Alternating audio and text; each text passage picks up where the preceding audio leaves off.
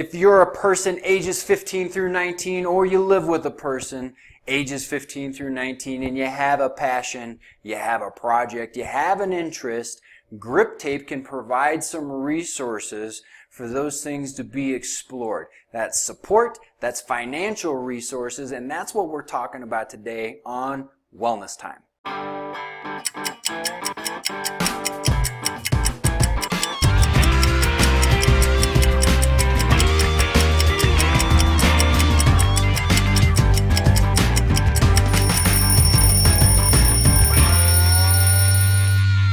What's up, my wellness friends? This is AJ Webb, your SLV Health Wellness Coordinator, and I have a super interview today. I sat down with Amy Scavizzi, like easy, but it's Scavizzi, and I talked with her about the program that she runs called Grip Tape. She is the program manager here at Colorado, a fellow Grizzly graduate from Adams State who studied earth science but went to work in the community for La Puente and some of the other services that they provide, and found a passion, a love for helping out people, helping out the community. Grip Tape is a service organization that provides services to youth ages 15 through 19 that supports them in learning about a skill, learning about a project, investigating a passion, giving them resources to go start a YouTube channel, make a studio for photography, anything that they are interested in. They run it, they decide about it, they have the authority, and they get the support from Grip Tape. I know you will enjoy this interview. Toodaloo. Wellness Time is brought to you by San Luis Valley Health, your companion in employee wellness. We support wellness programs through providing information, educating folks, helping you with your strategic planning, help you put on a rad health fair for your staff, and even do a wellness culture analysis. Whether you're just trying to get your wellness program started at your work, or you're looking to help your leadership take employee health and wellness to the next level at your workplace, we can help you out. If you found this video valuable, please like, subscribe, share, and comment. These are great ways to support the continuation of this type of content. And if you want some more Wellness Time, you can follow along on a day-to-day basis on Instagram and Twitter. Thanks in advance. All right, so we're hot right now. And now here's where I surprise you with questions off the top of my head to segue nicely into a smooth interview conversation. Great. I'll start just real quick. So I was blessed to play sports throughout like the majority of my school career. Mm-hmm. And those were really big motivators for me to do all of the other things that I needed to do in the classroom. And I think we talked a little bit earlier about like being along for the ride. And I'm interested to hear about your program, Grip Tape, because it's got some innovative alternatives / complements to a regular education system. But before we talk about that, can you tell me what your name is, what your title is, and what is the name of your organization? Yeah, my name is Amy Scavizzi. I'm the Grip Tape Colorado Program Manager, and the organization I work for is called Grip Tape. Okay. Now, what does that title entail, and what is the main objective for your organization? So the main objective for Grip Tape as an organization is to bring learning to life for youth and to give them some agency and decision-making power in their own learning. Make sure that it's pertinent to their passions and also helps position them for their futures. Okay. So that little story that I told you about just being a part of a regular type of school system, there wasn't a whole lot of questioning that I was doing. Like I was really just along for the ride. Sounds like your organization is working to work with that general scenario, that idea. What's going on, and how are you guys approaching this? Yeah, so you as a young person in your learning career, you had something you were really passionate about, and that was athletic activities. Right. And so Grip Tape comes in and says, hey, you've got something you're passionate about. What if you had an opportunity to drive your own learning experience and learn more about that? So we actually have had youth apply and successfully complete their learning challenge around things like athletics. We had someone perfect a baseball swing. We had someone learn how to get out of the starting blocks and learn about the physiology of running. So if that's what you're interested in, then you should go ahead and be interested in that. What's interesting is your story about being interested in sports at a younger age. Let's imagine that Grip Tape was around at that time and you applied and you said, I really want to study something about sports. You're accepted. You're funded with up to $500 to support your learning. You're given a champion to take an interest in what you're learning about, listen to you as you go through your experience, and cheer for you as you go through obstacles. And then also you have 10 weeks to do whatever it is that you're going to do. You define your own outcomes, you define what your goals are, you define what success looks like, and at the end you just reflect on your experience.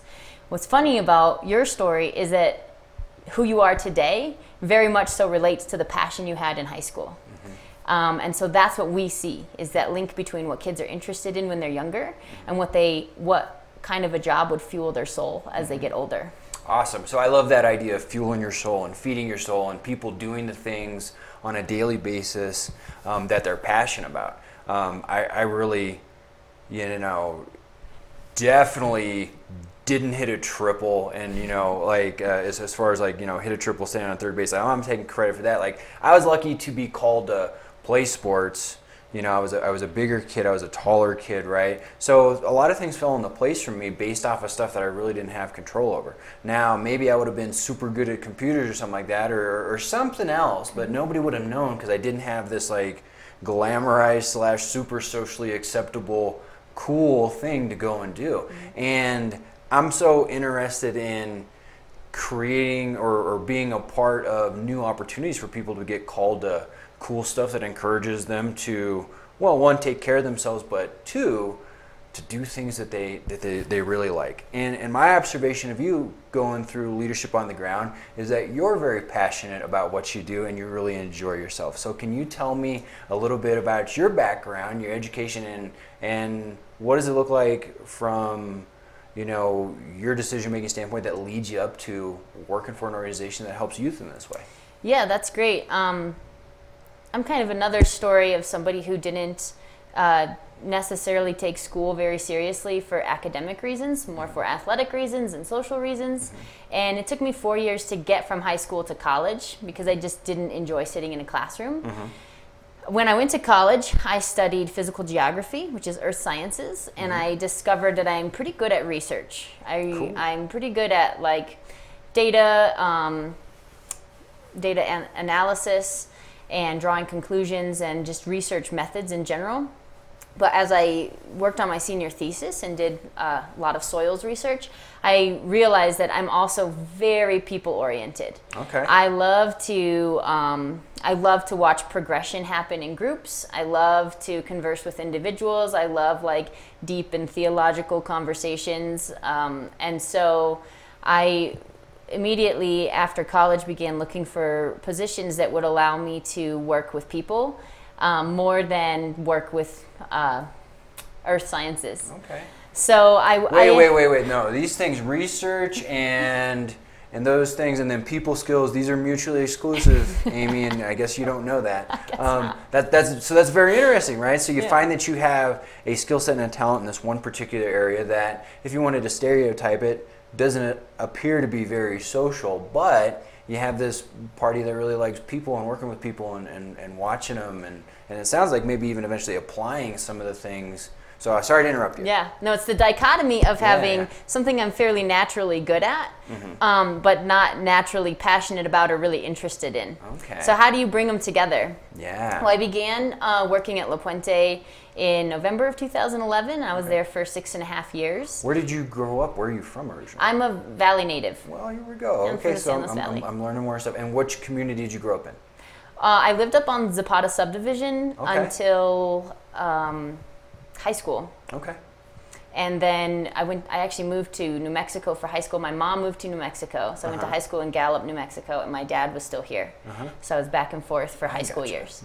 Prior to that good old I-40. Yeah. So I'm from Arizona, so I hit the 40, go through Gallup most every single time. Yeah. So you're a Valley native. So this continues to get more interesting because now you have an idea about what it's like to grow up around here. Yeah. So I want to unpack that a little bit more, but sorry, I'm interrupting again. Go ahead. No, I was going to say I did live in Alamosa until I was 6. Okay. And then we moved up to Zapata. Okay. So I went to Sangre de Cristo. Okay. I was homeschooled for several years also. Okay. Yeah. So you have a very diverse series of educational experiences and things like that. Yeah, home, Sangre, and Gallup. Okay. So graduate high school. Right, and then the 4 years so let's go back to where you were at with La Puente. So when did you start working in La Puente? A few months after I graduated from college. Okay. Well, I graduated in May, started La Puente in November.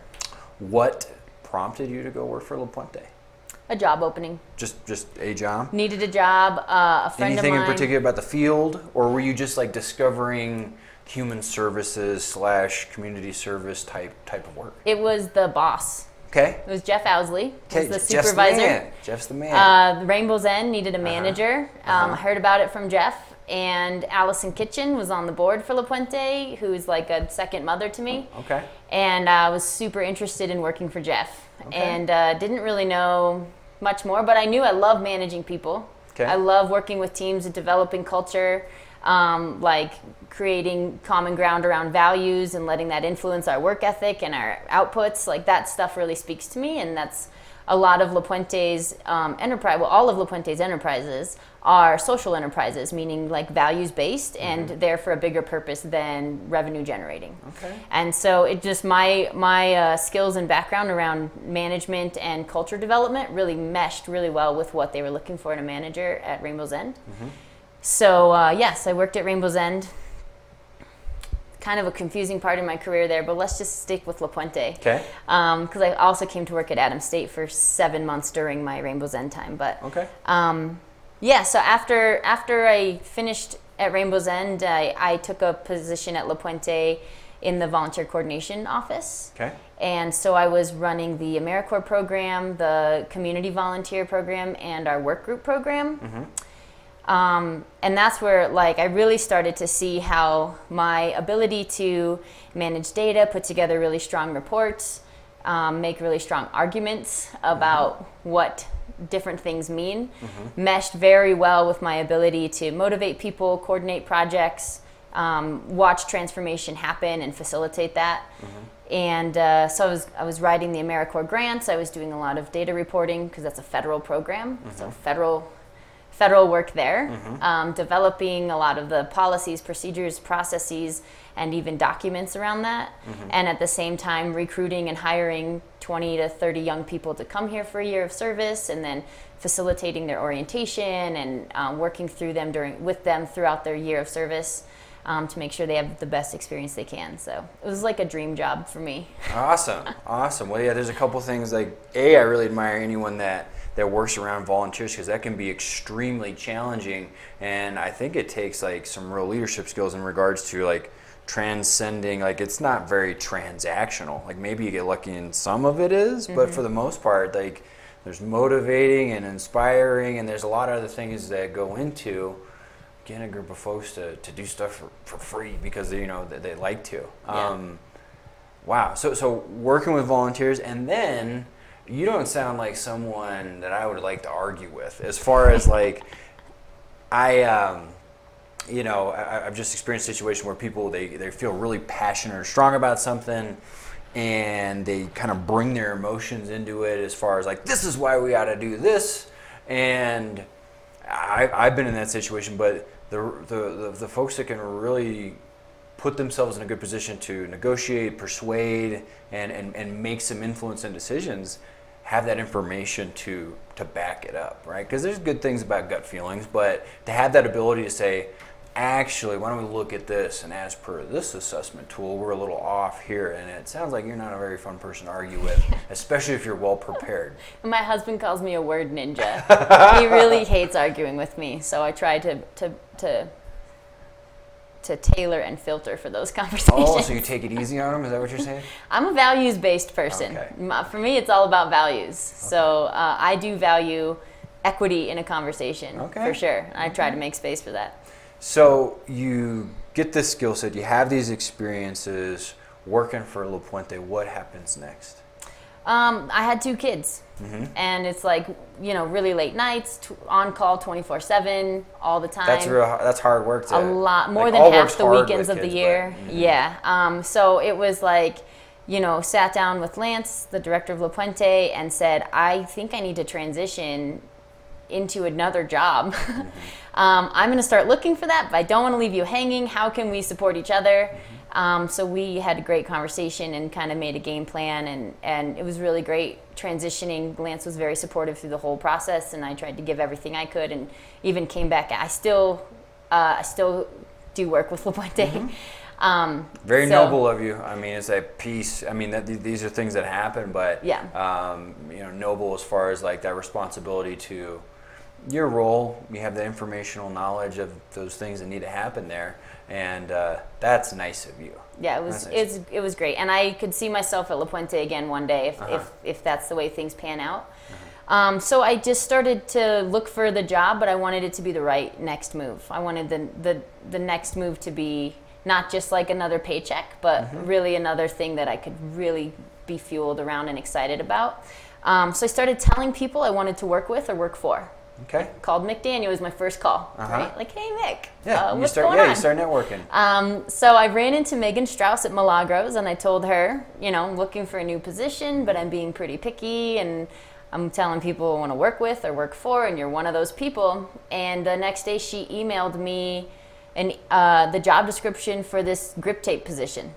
Okay. And I was just so excited. It just totally lit me up completely. And I that day was up till 1 a.m, finishing my resume and cover letter and sending it off because I was so excited about just the whole mission and methods behind grip tape. Really, you got fired up. You found something that you wanted to do, but you didn't know was a thing. Yeah, and I was like, I got to do that. Yeah. Awesome. I got very lucky.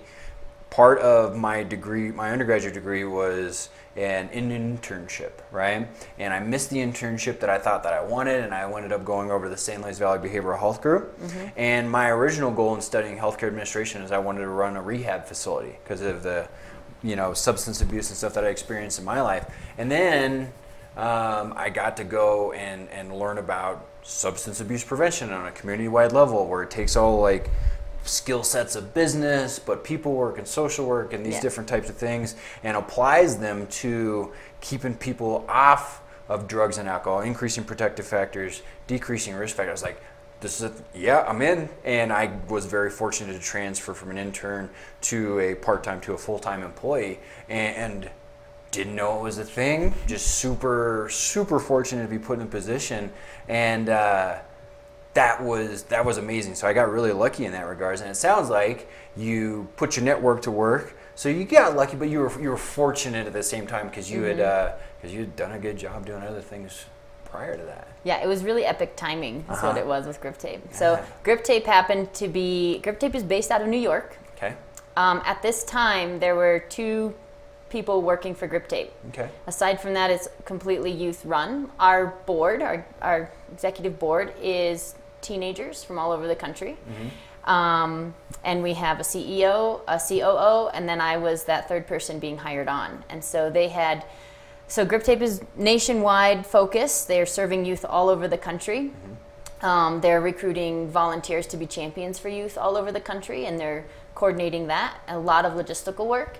And what they found was that the vast majority, if not even virtually all of the youth that grip tape has been serving to date, was urban. Okay. And so they asked themselves this research question, what if, or not even what if, but will youth in rural areas find the learning challenge that was developed to be, will they be as successful with that, and will it impact them in the same ways as the urban youth, considering their geographic isolation, their lack of access to resources, extra obstacles that come into place with that physical location. And so they had kind of found that there was a buzz around youth in Colorado, and met with several foundations who are doing some really cool, innovative work in communities. And we're like, well, Grip Tape's very innovative. And so this felt like a good fit. So they began searching in rural Colorado communities for somebody who was going to be the local on-the-ground person. So I am, even still, we have 5 adults on staff now. I'm the only person who is like serving a local area and has a focus in a local way. Okay. So yeah, you end up being like the regionalized person. Like, I am the only one, yeah. Okay, yeah. okay, well, very nice.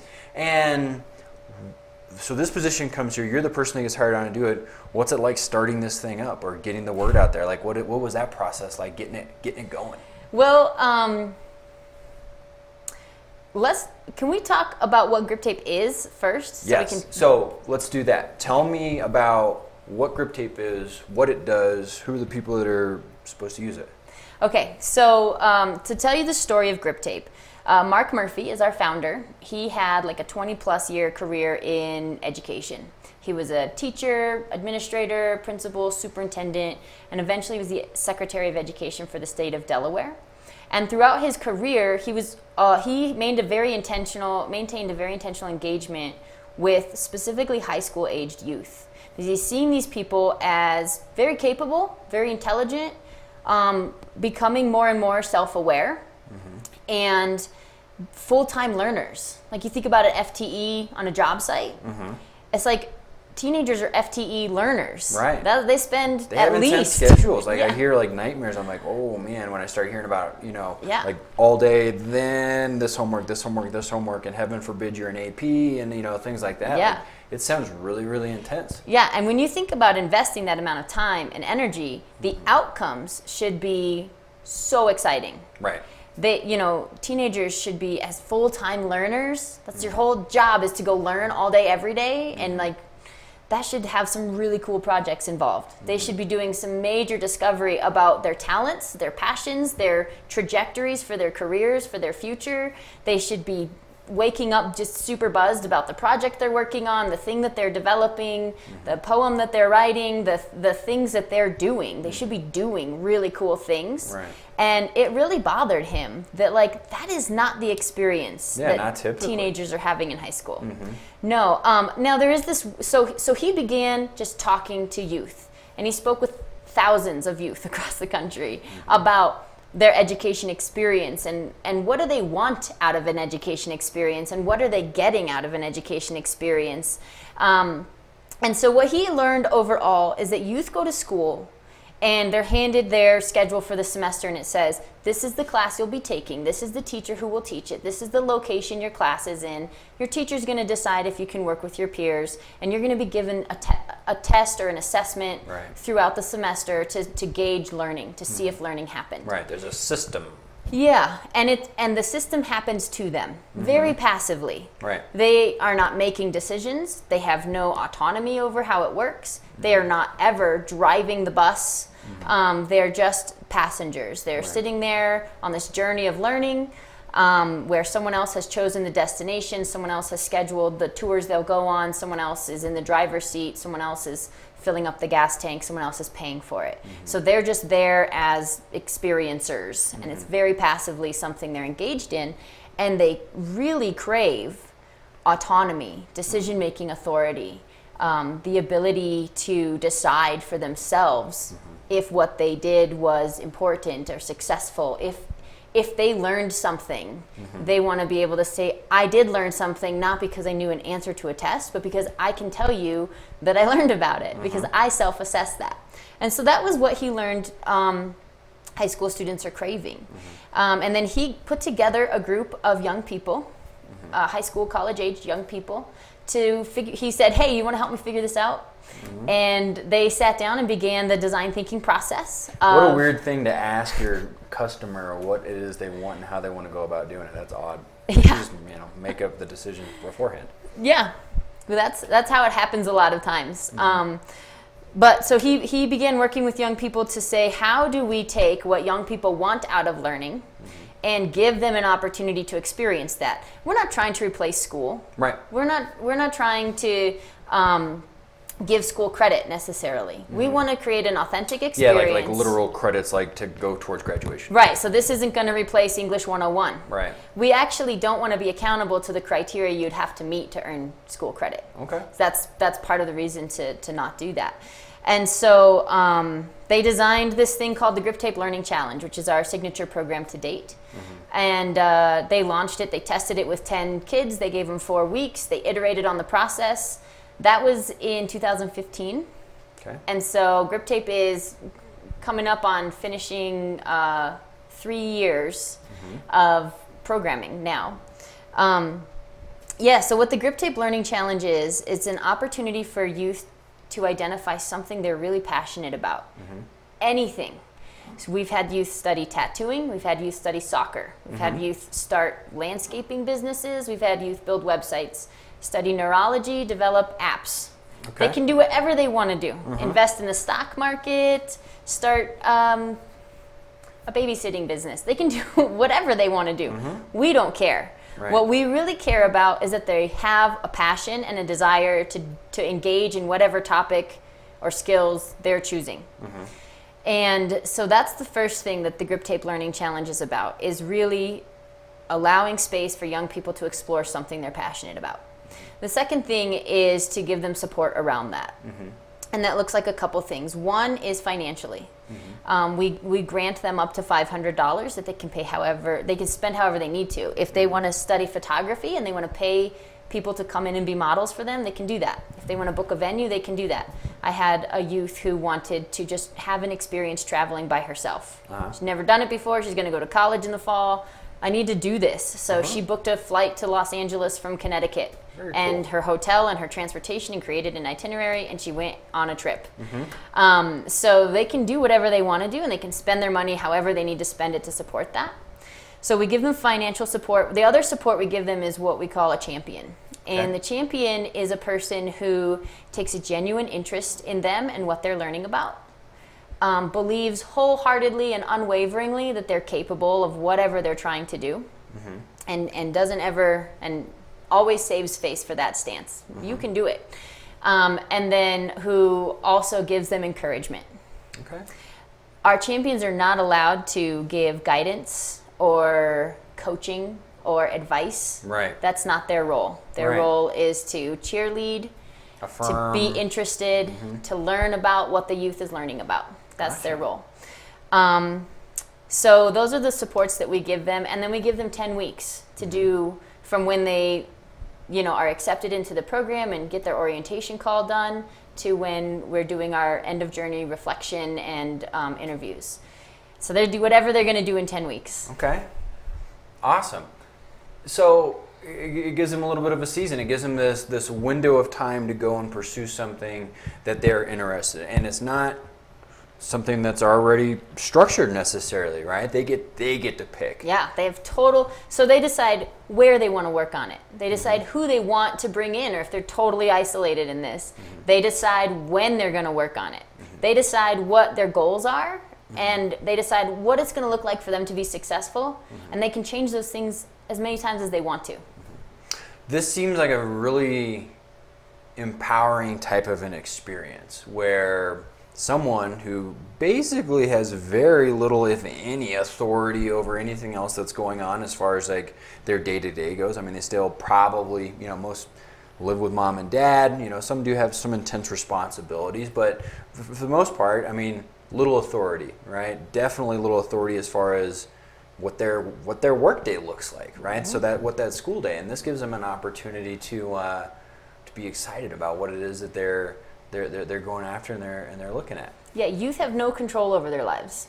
They don't decide what time they wake up. They don't decide if they get to have a cell phone. Right. They don't decide if they're allowed to cuss in their house. They don't decide who their friends are to an extent. There's so much that is dictated to and decided for them. This is a chance to say, like, you decide. You decide. And I think that's really one of the more powerful factors in it, is that they're learning, like, oh, one day I'm going to have to decide everything for myself. Yeah. I get to taste it now. Right. Well, and so I talk about my experience as a college football player as an incredible gift and disservice at the same time, right? So the gift is you're a part of a group and you get to play a sport, and you're encouraged to take care of your body, and you get to you get schooling opportunities, right? These things are awesome, right? But it also conditioned me to people making decisions for me, and that being kind of my default and my preference, right? It also conditioned me to assume that everyone's on the same page about stuff, right? You got 120 guys on a team that want to go and get a ring, right? Okay, we can wrap our mind around that so we can scream at each other's faces when we're not doing something, and that's going to be okay. That is not what the rest of the world operates on, and you're very fortunate to be a part of a group, if you ever get to be a part of a group, that has one dedicated mission, one implied purpose. And so my experience was, I was so conditioned to having people pick stuff out for me, I wasn't good at doing it myself. And I didn't have the ability to kind of craft my own future, craft my own destiny. Like, that was a whole new skill set that I had to start building on my own after graduate school. And I said, hey, maybe I do this workout thing and open a gym, right? And so there I am at 26, kid on the way. I studied business, but I studied business in a regular school setting, and I didn't have that skill set around going and figuring stuff out, figuring it, and then also discerning what I like and don't like. And now I'm in a fortunate position where I like what I do every single day. It's a lot of fun. There are some work elements for the most part. I'm excited, passionate about it, thirsty to go and find out more about it. I'm lucky. This seems like an experience right here that you're offering to help get people into that position at a much earlier age, and that excites me to see if anyone could learn something through what I've learned, right, to just improve their own trajectory into how to make decisions and knock some stuff out. Yeah, absolutely. Yeah, and that's really what we're about. What you're describing and the need to be able to, what you just described, we call agency. Agency. Okay. So we call it learner agency is the framework we use, and learner agency is defined as someone having the ability to make intentional choices about and also take action on their own learning experience. Ooh, I like the sound of this. And agency. that's our framework, is that when we give people agency, when they get to make choices, and then they also get to take the choices they made and do those choices, live them out, they get a lot more in return, is our philosophy. So we talked a little bit about this in our pre-interview, but that lines up so much so with what I kind of evangelize as wellness, which is knowing what you need, when you need it, how to get it, right? I mean, really, and I talk about it on a physical level, like my shoulder hurts, right? On a nutrition level, I'm hungry. On an emotional level, I'm stressed, right? Yeah. And this is learner wellness. Yeah, well, exactly, and that's the whole thing, is being able to either create the awareness out there. I mean, so in your example, you got to be introduced to this particular position by going out and asking questions, right? And having that ability to go in and find some stuff and create your own awareness about it, and then have the skill set to act upon it. Yeah. Yeah, and what's cool, when we think about the wellness component of what Grip Tape does, and I like this coining the term learner wellness, it kind of makes sense. But what we see, the outcomes we're seeing for youth who complete their learning challenge is 98% of them report a higher self-confidence, sense of self-confidence. 97% of them report that in the 6 to 12 months after completing the learning journey, they took an active role to seize a learning opportunity they would have previously passed on. Wow, that's amazing. That's very powerful in a lot of ways. They felt ready. Yeah. I can do this. I got some self-confidence. I've got the skill set. I've got this 10-week experience that I can fall back on to, all right, I can figure out these hard stuff. Yeah. Awesome. Yeah, we see challengers increasing their learner skills, which we would call goal setting, forethought, reflection, ability to roll with obstacles and overcome them or change course. So those are the things that we see youth really learning in the common. So whether you're investing in the stock market, or you're learning how to style hair, or you're trying to be a model, or you're creating a website, or you're learning how to tattoo people, or you just want to be really good at swinging a baseball bat, what we're finding as common ground is that they're their self-confidence is increasing, their ability to work with challenges is increasing, their ability to plan, manage their time, reflect, and alter their plans is increasing, and that there's a higher demand on learning opportunities, and that they're seizing those opportunities. Super. I mean, these are the skill sets that, like, when you read, like, get good at this and self-help books, like that's what they want you to do. Is they want you, they want you to be able to critically think. They want you to be able to, structure and put these things together, and again, to learn that at a young age. That's awesome. Yeah. What does the it sounds like there's not a whole lot of barriers to entry on this thing, right? So you don't necessarily have a prototypical, like, oh, we need someone who's disenfranchised, or doesn't like this or anything like that. This is open to anyone that has some excitement about something, that wants to go and do a 10-week experience, and have some support financially, and some support, I almost said spiritually, but it's like, you got someone cheering for you. You got someone rooting you on. Yeah. So this opportunity is completely available to anybody who is 15 through 19 years old, regardless of whether or not they've been expelled from school, or if they're on the honor roll, regardless of their citizenship status, as long as they currently live in the United States. So it's really 15 through 19. If you've got something you're interested in, and you have a vision for how you would dive deeper into that, this is a great opportunity for that. Yeah. What are other things that you want people to know about your program? Yes, so one is that in the San Luis Valley, we have 50 slots reserved every year to fund San Luis Valley specific youth. Gotcha. Which is pretty amazing, because our plan is to fund 300 youth a year nationwide.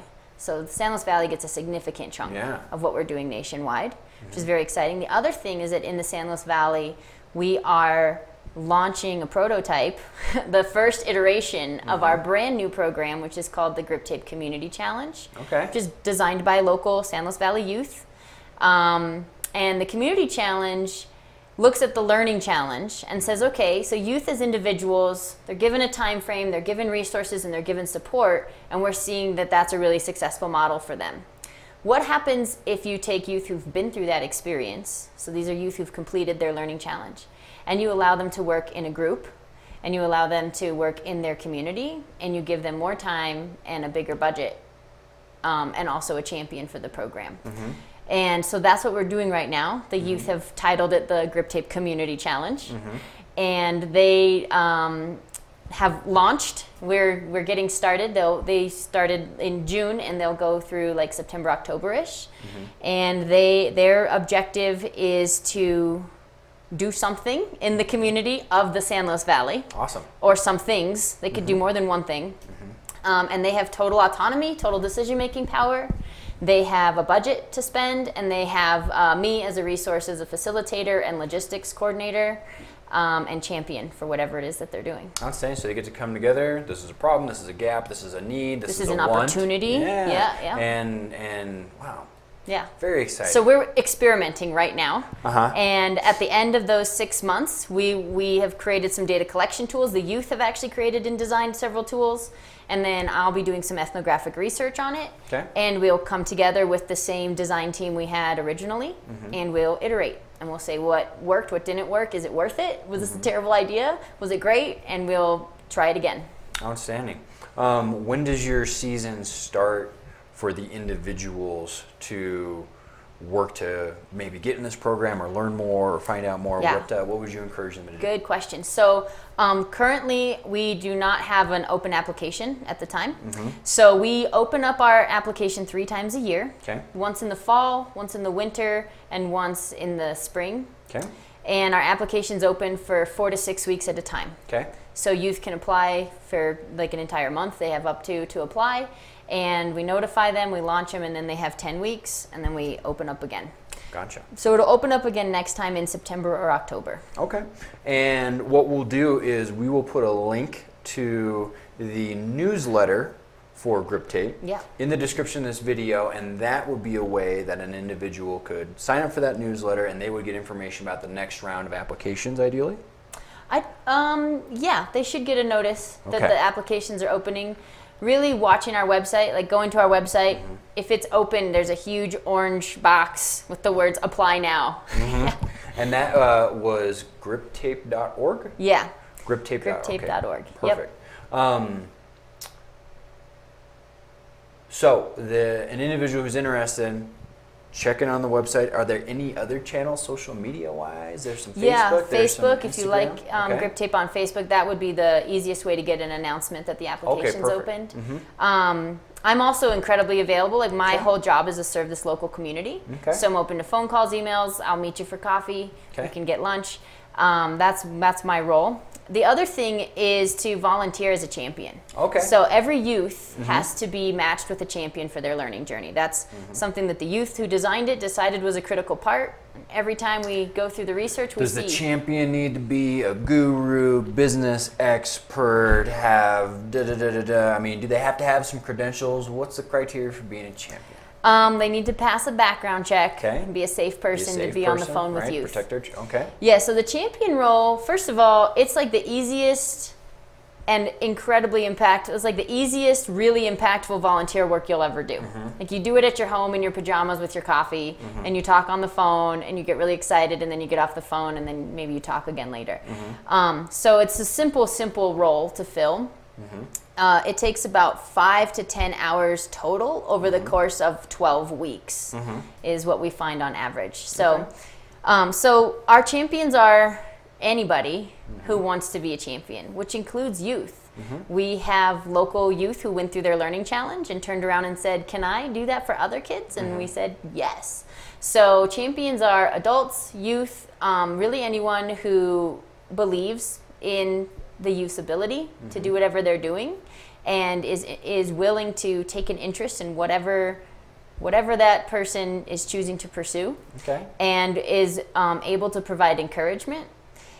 We don't actually care or look for someone who's like an expert in any specific field. And actually, if you are, like I've had someone be like, I really want to talk to a youth about music. And it's like, actually, probably not a great champion for someone who we had a youth build a recording studio in her bedroom. Like, oh, we'll give her a champion who doesn't know anything about that, because we really don't want to interfere with their autonomy. We want them to be in control, and as soon as we start to network them or give them advice or tell them our stories, their ideas aren't theirs anymore. And because they're youth, they're conditioned to sit in the back seat, listen, and say, okay, I will do 1, 2, 3. And so we don't. Amy said that won't work. So we don't ever want to do that. We want to say, I don't know, you're in charge. Yeah, so you're allowed to nosedive this thing too. Like you don't have to have.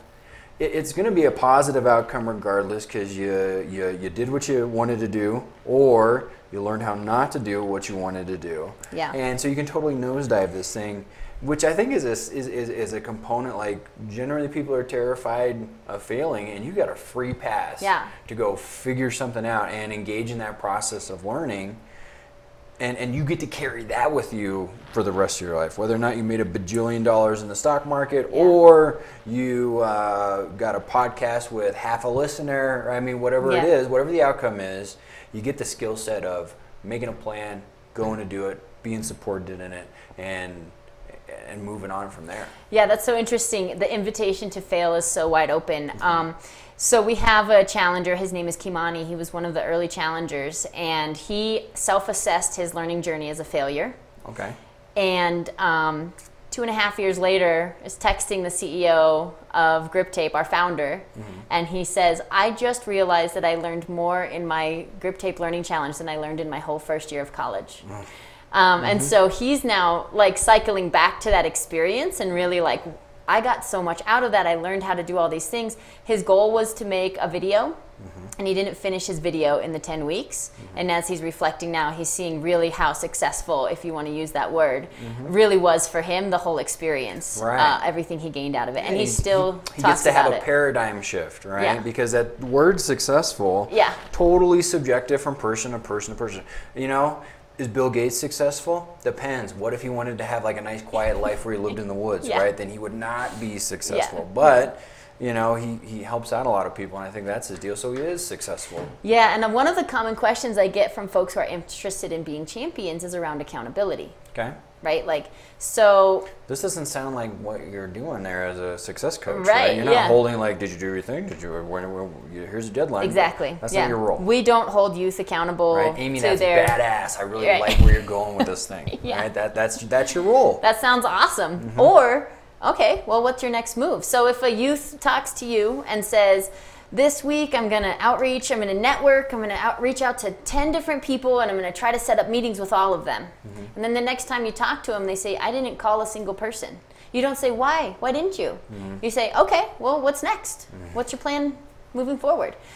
So we allow them to decide if that was like why they didn't, or if that's even an important question to ask. Maybe they realized something was needed to happen over here, and this plan A was actually a bad plan, so they abandoned it. And fine.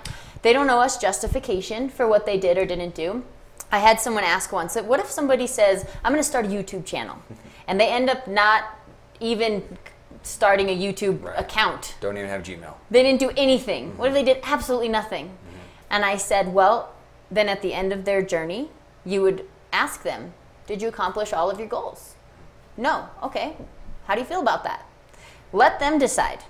Because the power is really in the reflection on the experience. And so if what they see is, I had these goals and I didn't accomplish a single one of them, and the reason I did that is because I was lacking motivation and I didn't have any follow through, then they've still learned something about themselves, and we're fine with that. I had an ambitious goal and I didn't have all the skills I needed to knock this out. Yeah. You know, I Yeah. mean, I put myself in that position many times Or- where I'm like, I have a strong desire to be useful and help and valuable and all these other things, and I don't know anything about how to do it, but Right. I'm going to give it a crack. Or I was just lazy. Yeah, Good right. to know. Right. Something if you can find that out about yourself when you're 16, what a benefit to your 25-year-old What self. I thought would motivate me wasn't as motivational as I thought it was. I liked the idea of it. I kind of had this, conversation with our accountability group at Leadership on the Ground was, nobody here is anybody else's daddy. Right. No one here is anybody else's mommy or parent or anything like that. If you want to do the things that you said you're going to do, go and do them. But don't feel compelled or guilty. Like, engage in the group, even if you're not doing the thing that you said that you're going to do, because